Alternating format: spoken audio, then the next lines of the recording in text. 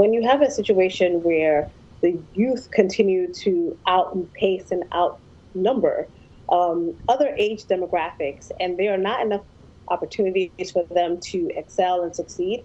There are not enough labor force or job infrastructure that are created where they can go into the labor market and assume jobs. And so what happens when you have a restless youth population who do not have any means or any way out, and how do they fend for themselves and their families?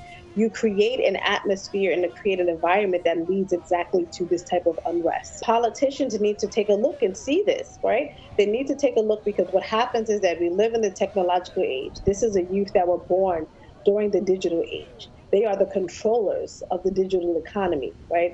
They are the controllers of digitization.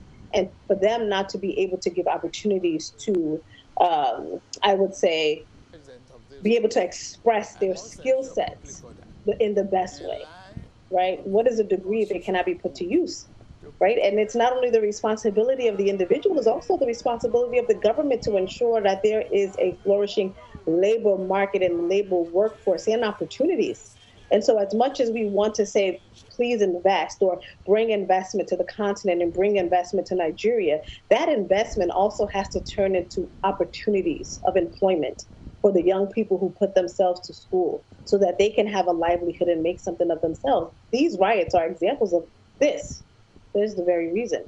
For example, the intellectual balance of power has been shifting in the African youth's favor. They are more educated, they have access to Ivy League schools, even here in the United States, because of this information age.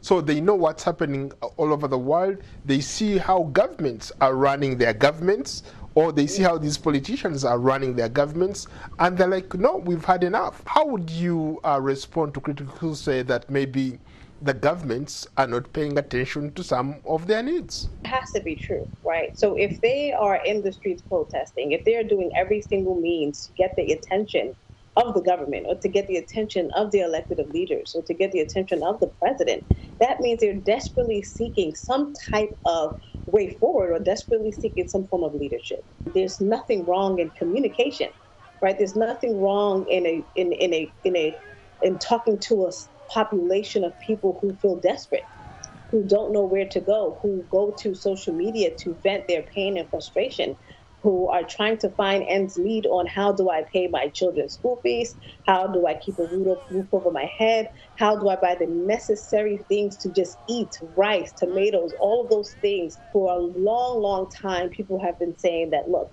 if the government doesn't do something, or if the government doesn't act fast, or the government is not strategic in the way that they communicate, what you'll end up seeing is that these young people who have been sort of sitting at the sideline, who's been grumbling and who's been grunting and who's been sharing them frustrations amongst one another, will now come into the forefront to now lead campaigns and now lead social movements that will garner international attention.